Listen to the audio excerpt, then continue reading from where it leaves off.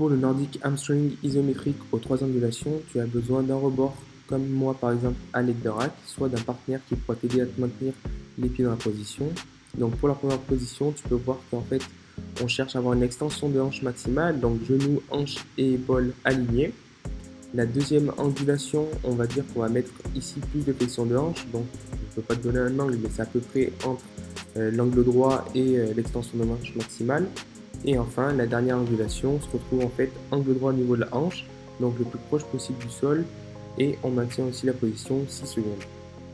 Pour aller au-delà des variations au niveau de la flexion de hanche, comme on a pu le voir ici, tu peux aussi jouer sur l'angulation au niveau des pieds. Donc comme tu peux le voir ici, moi le rack me permet d'avoir les pieds assez élevés et donc une flexion de genou importante, ce qui fait que le muscle travaille dans une position, on va dire, raccourcie. Donc tu peux aussi jouer sur cette hauteur de pied pour avoir soit une position raccourcie, une position, on va dire, intermédiaire, ou alors une position allongée où ton muscle du coup sera un peu plus sensible à la charge.